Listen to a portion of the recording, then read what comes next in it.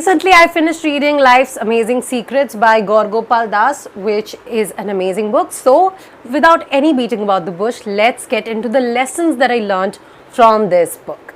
So, the first thing that I learned from this book, by the way, this book is divided into 4 sections: personal life, relationships, work life, and so your contribution towards society. So, we'll start with personal life, okay? So, the first thing that I learned inside this book, the very first chapter begins with the fact that happiness does not reside in possessions or in gold. Happiness resides in the soul. Most of the times what happens is we think that this thing or that thing is going to make us happy, that subscription, that book, that movie is going to make me happy, but usually it just resides in the soul. You're happy in your soul, or if you're just not. All the materialistic things are just like your ornaments that add to it maybe sometimes, but true happiness resides inside the soul.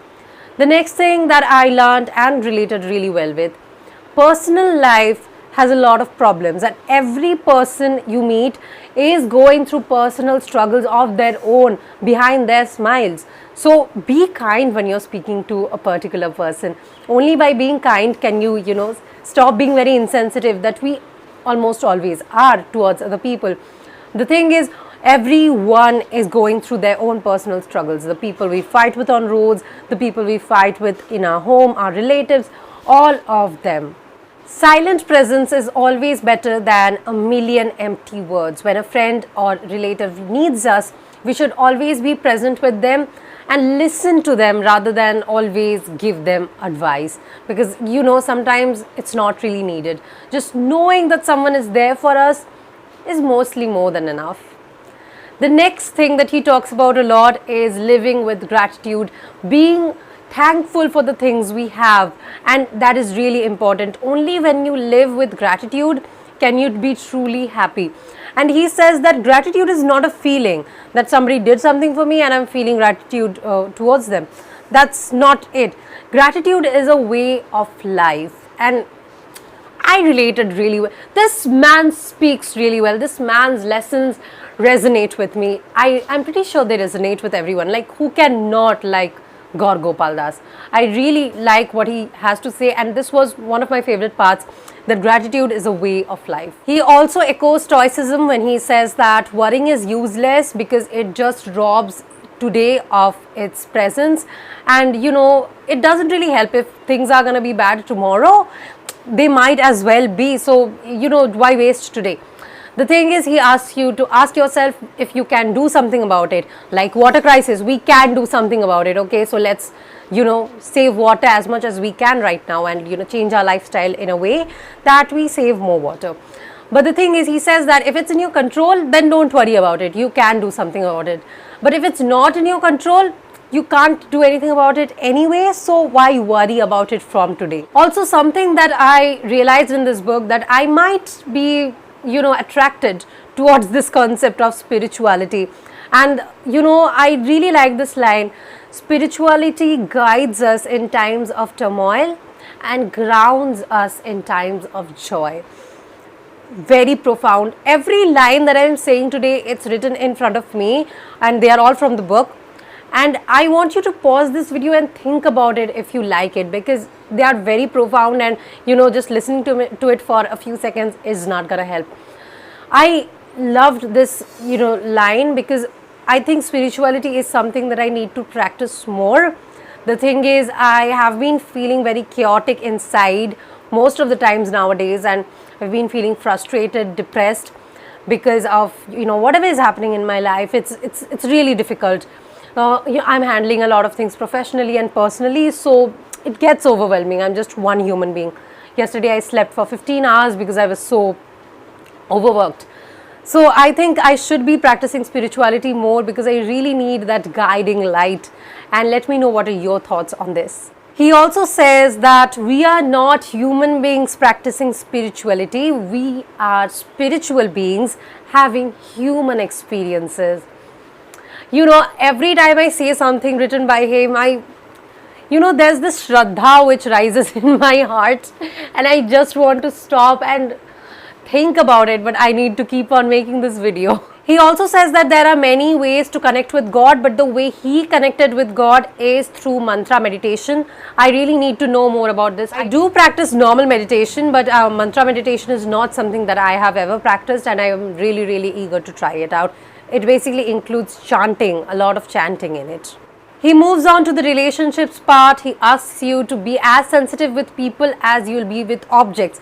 Most of the times we are insensitive about other people with our thoughts and actions. That is because, being insensitive has become a part of our character. We throw our belongings anywhere when we come home. We don't really take care of most of our objects.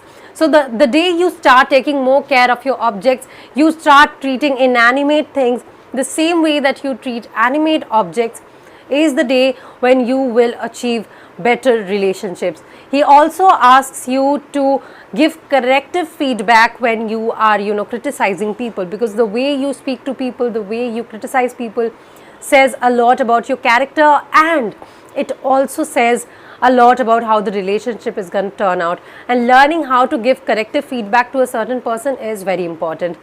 He also says that you should see both the good and the bad in people.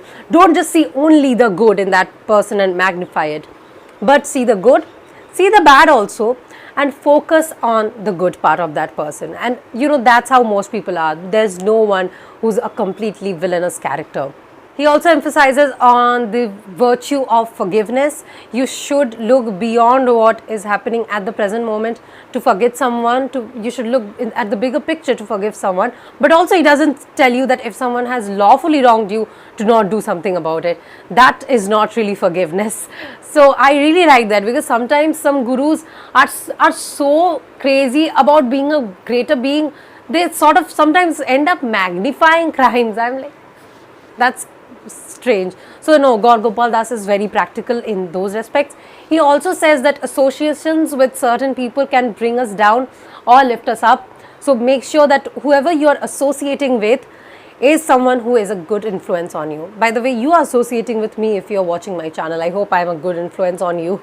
The next is work life. For the work life part, he has mostly taken a lot of things from Ikigai. The concept of Ikigai, I have already made a video on Ikigai. I'll link it in the description below.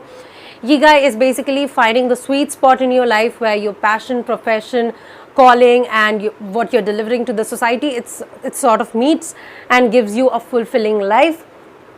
I really like the concept, but I didn't like the work-life part much because I was already aware of it. Something new that I learned from this book, which was not in Ikigai, was the fact that healthy competition is useful. Don't compete with other people, but with a version of yourself all the time.